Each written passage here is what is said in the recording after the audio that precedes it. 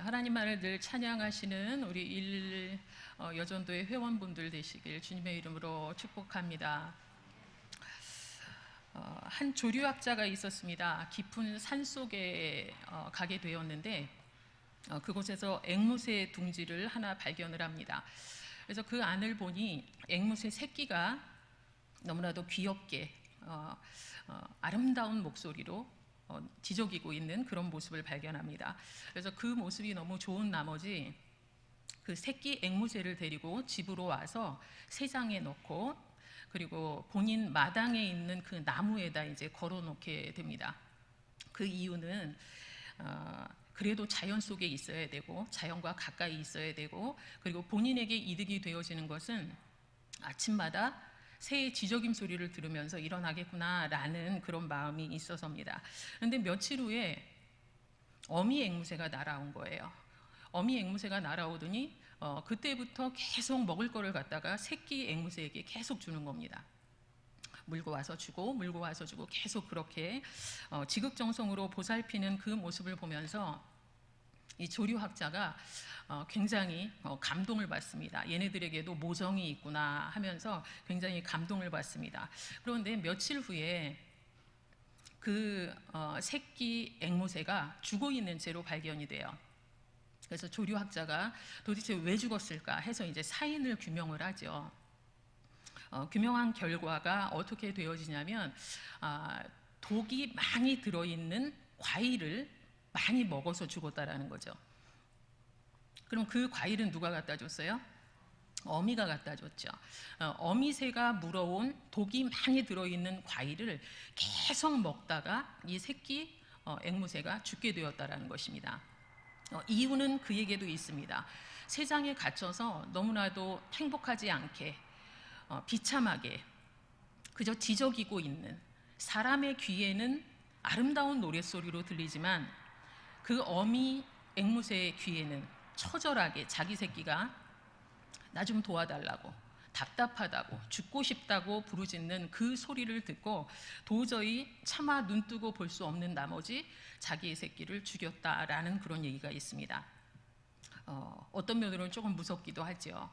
근데 우리 하나님께서는 고통 속에서 힘들어하고 그리고 매여있고 눌려있는 우리를 향하여서 절대로 방치하거나 그리고 죽음으로 내모는 그런 일은 결단코 하지 않으시는 사랑의 하나님이시라는 거 여러분 많이 경험하신 줄 압니다.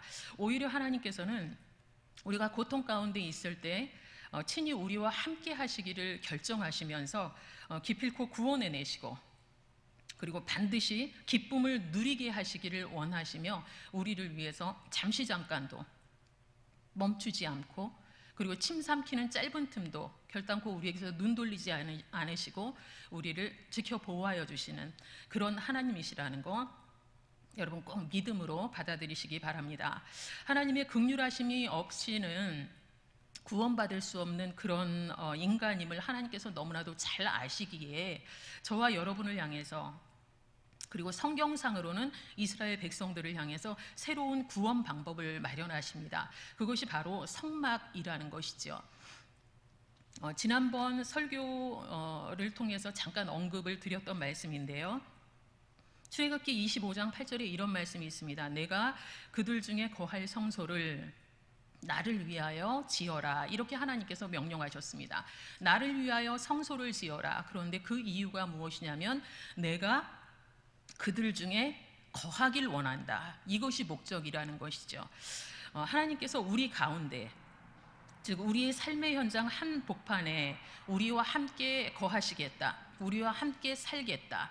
이렇게 계획하시고 계획만으로 끝나는 것이 아니라 의지를 가지고 그리고 실천에 내시기 위하여서 이스라엘 백성을 향하여 성소를 지어라, 성막을 지어라 이렇게 명령하셨던 모습을 우리가 성경을 통하여서 알 수 있습니다.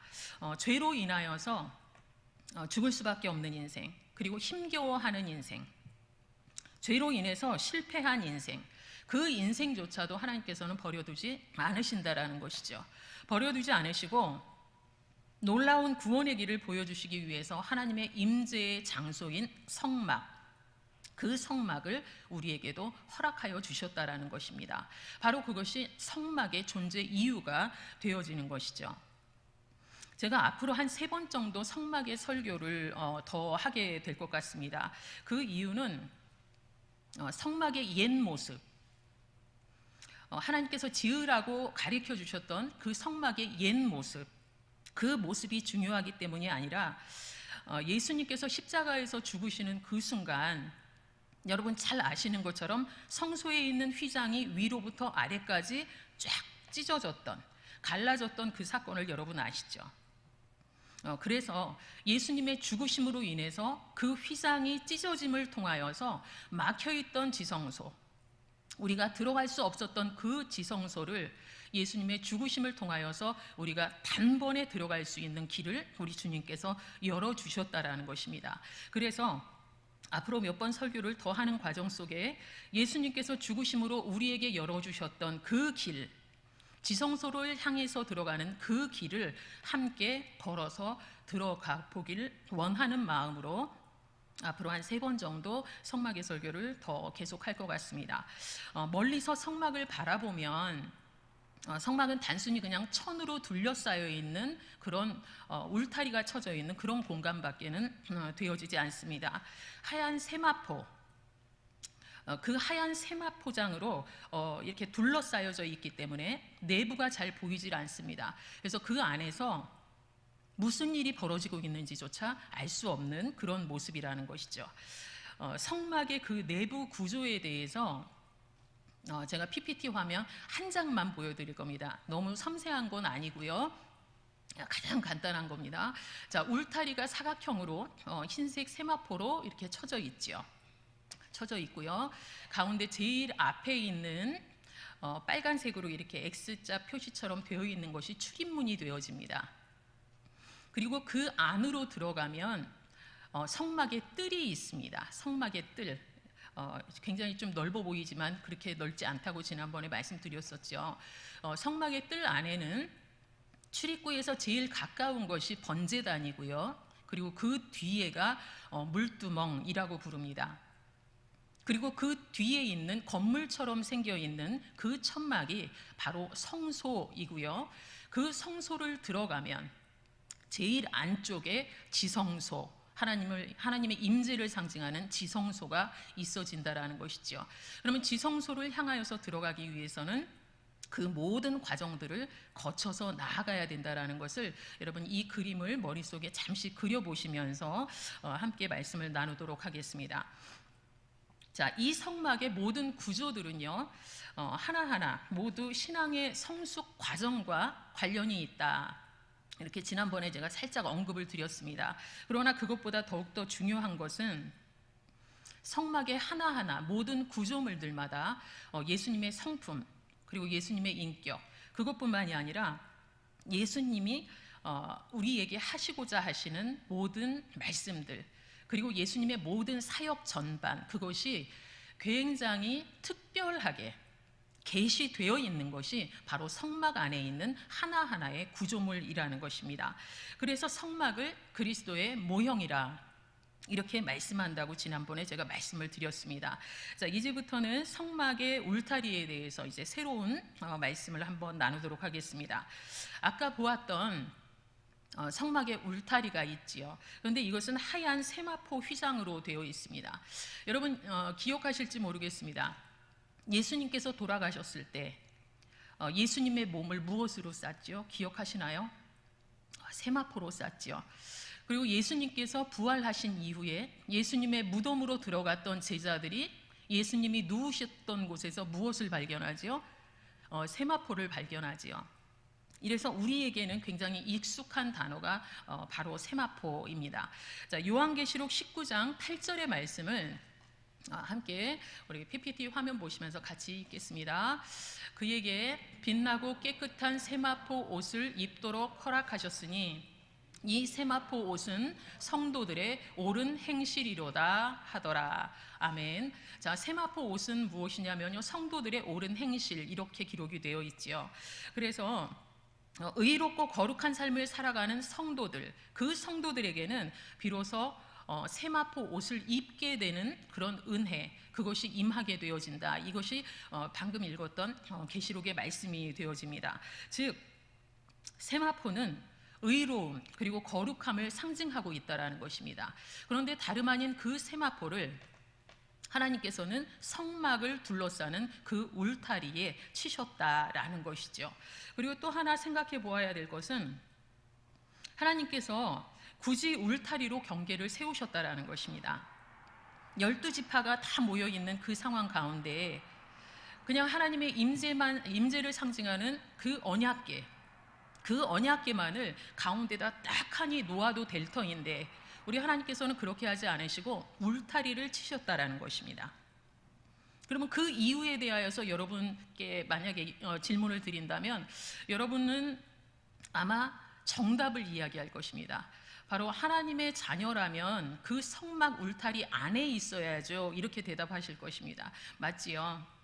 여러분도 이제 정답은 전부 다 알고 계십니다.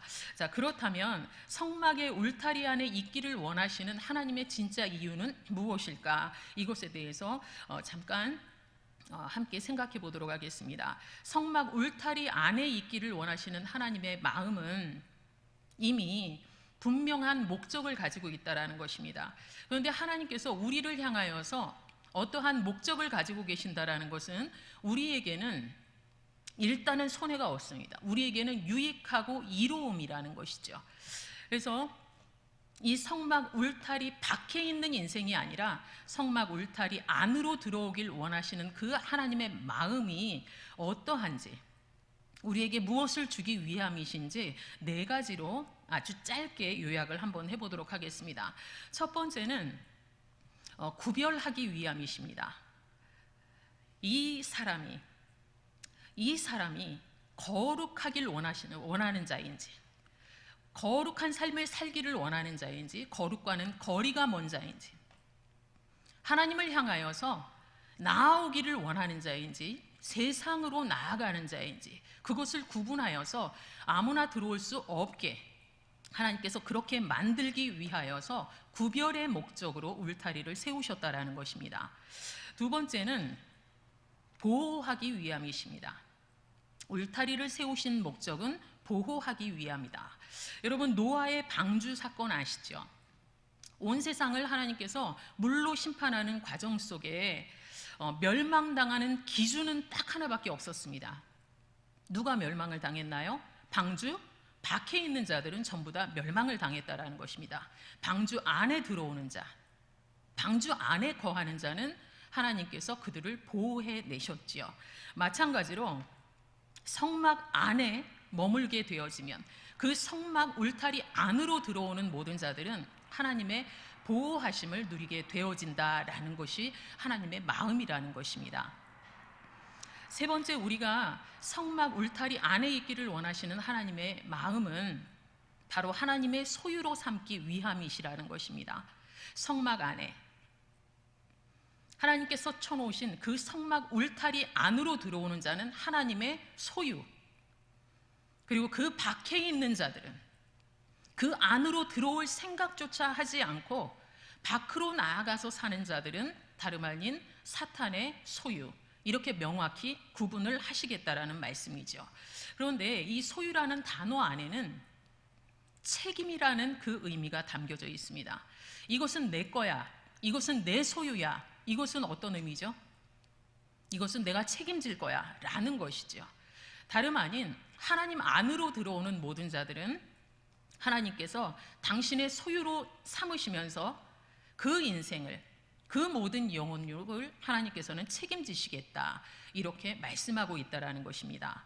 네 번째, 마지막으로 성막의 울타리 안에 있기를 원하시는 하나님의 그 이유, 그 마음을 알 수 있는 것이 바로 공급하시기 위함이시다라는 것입니다. 하나님께서 책임지신다라는 것은 영혼육에 필요한 모든 것들을 공급하시겠다라는 그런 의미를 가지고 있죠. 성막 안에 머물 때 하나님의 말씀, 그리고 용서도, 평안도, 위로도, 모든 것들을 하나님께서는 그에게 공급하여 주시기를 원하시기에 안으로 들어오라, 이렇게 말씀하신다라는 것입니다. 성경 안에서는 끊임없이 우리에게 공통적으로 말씀하시는 것이 있습니다. 나의 안에 거하라 하는 것이죠. 나의 안에 거하라. 나는 너의 하나님이다. 이렇게 말씀하시면서 말이죠. 하나님께서는 때로는 성막 위에 구름 기둥과 불 기둥을 세우시면서 그것을 통하여서 다른 사람보다 좀 더 가까이 풍성한 하나님의 은혜를 누리도록 이스라엘 백성들을 인도하셨던 그 모습이 성경 안에 기록이 많이 되어 있음을 보게 됩니다. 성막 안에 있을 때 놀라운 하나님의 은혜와 축복을 공급받는 것처럼 예수 그리스도 안에 머물음을 통하여서 세상이 알지 못하는 놀라운 은혜를 풍성히 누리시는, 그리고 끊임없이 공급받으시는 우리 하나님의 사람들이 되시길 주님의 이름으로 축원드립니다. 하나님의 임재가 있는 지성소로 들어가기 위해서 가장 먼저 일단 해야 될 것은 성막 안에 발을 들여 놓아야 된다는 것이죠. 일단 안으로 들어가야 된다는 것입니다. 그러면 출입문이 필요하겠죠. 성막의 뜰문, 그것이 필요합니다. 그런데 성경에서는 그 출입문이 동쪽에 하나밖에는 없습니다. 동쪽에 오로지 하나밖에는 없습니다. 창세기 2장에 이런 말씀이 있습니다. 하나님께서 사람을 지으시고 동방의 에덴에 동산을 창설하시고 그 지으신 사람을 거기에 두시니라, 이렇게 말이죠. 여러분 잘 아시는 말씀이죠. 하나님께서 사람을 만드시고 너무나 좋아하셨어요. 너무나 기뻐하셨어요. 그런데 그 사람을 지으시고 그토록 기뻐하시며 사람을 지으시고 먼저 하신 것이 동쪽, 동방의 에덴을 창조하셨다라는 것이죠. 창설하셨다라는 것입니다. 그러면 그 동쪽이 의미하는 것은 무엇일까 하는 것이죠. 여러분 그냥 상식적으로만 생각해 보아도 하나님께서 사람을 만드시고 동쪽에 무엇인가를 만드셨다면 그 자리가 최상인 거예요.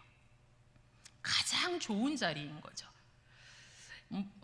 해가 뜨는 방향이기 때문에 좋다, 이렇게 학자들 중에 이야기하는 사람들도 있지만 이 얘기 저 얘기를 다 그냥 제하고도 우리가 충분히 생각할 수 있는 것은 그토록 기뻐하시는 사람을 만드시고 가장 먼저 동쪽이라는 방향성을 제시하신 것은 그것이, 그리고 그 방향이 바로 하나님과의 관계, 그리고 하나님과의 소통을 원활하게 할 수 있는 가장 복된 위치, 복된 장소이기 때문이라는 것입니다.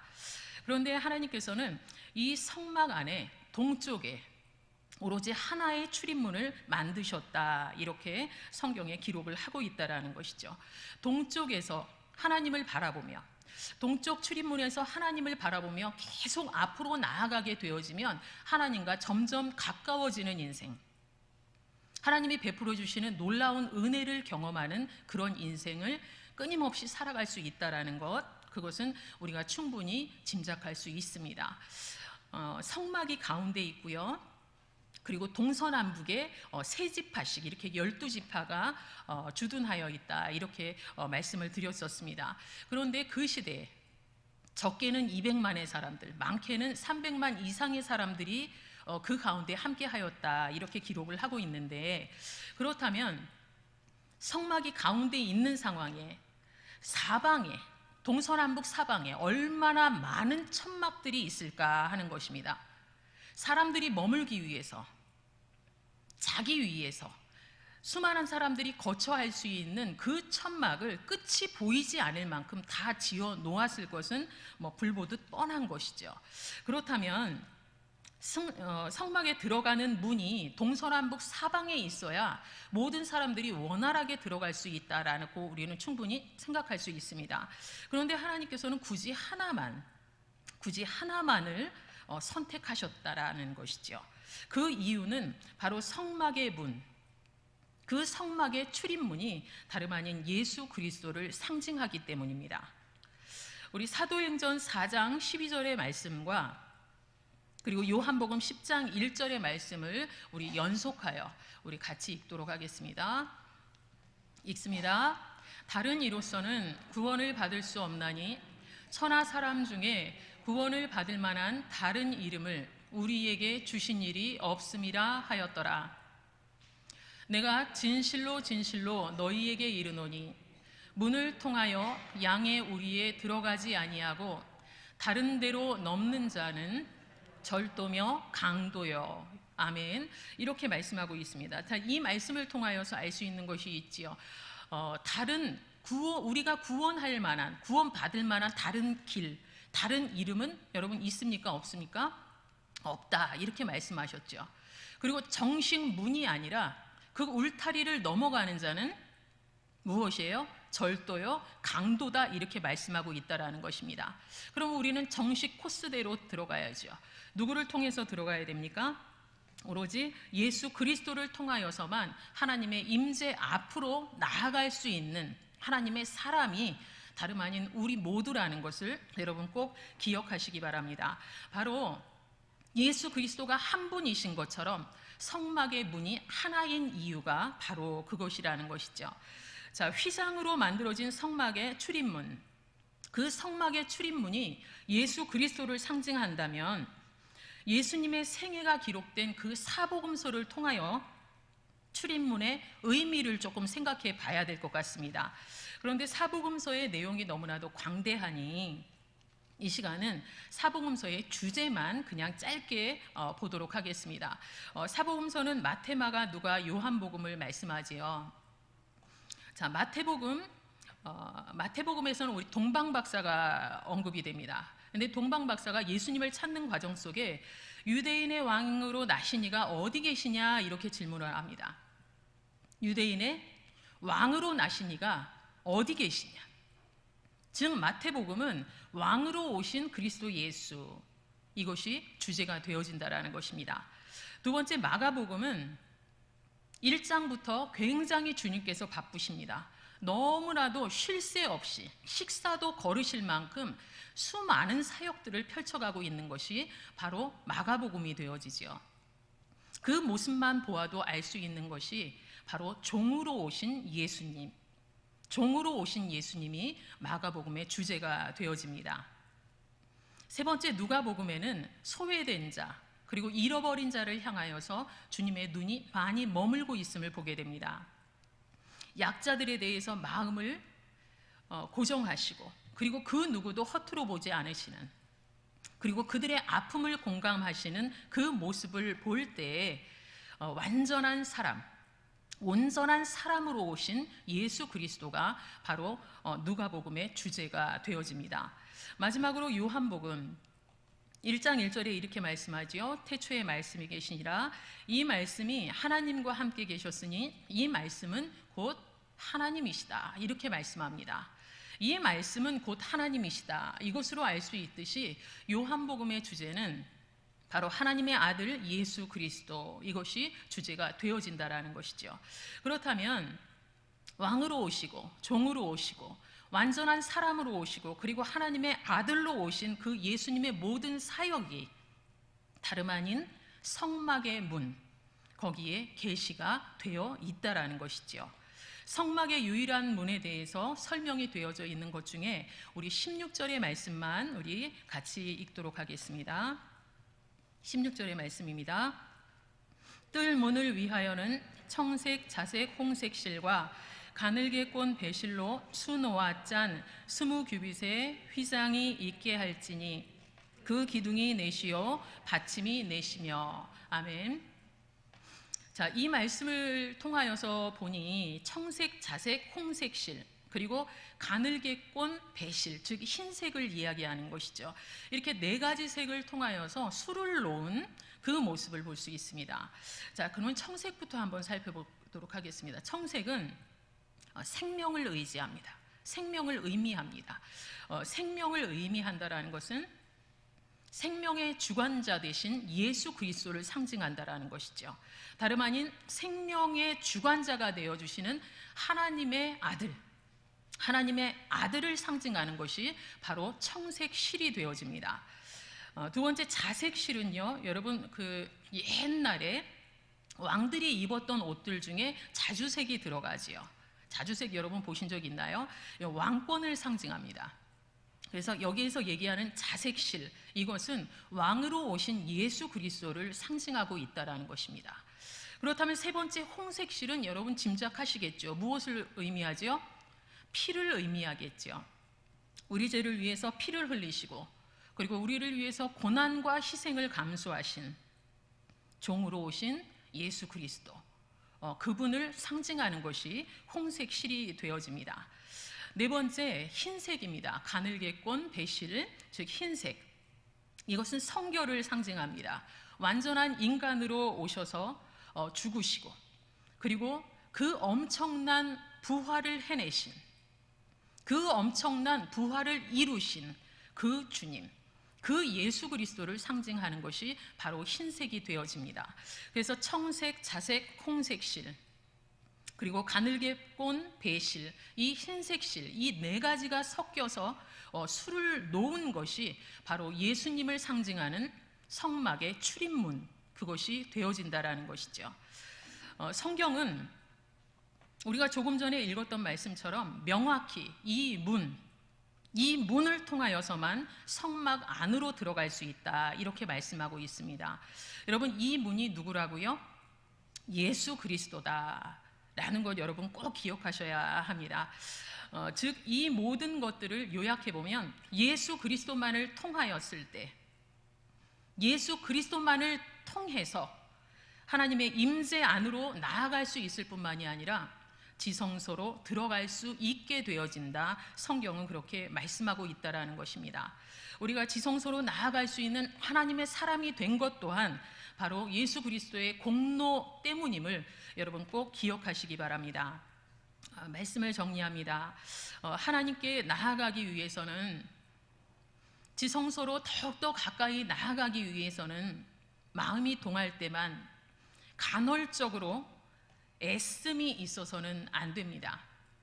늘 지속적으로 꾸준히 하나님을 향하여서 그 신앙의 성숙을 이루는 하나님의 사람이 되어질 때 우리 하나님의 기쁨이 되어진다라는 것 여러분 꼭 기억하시기 바랍니다.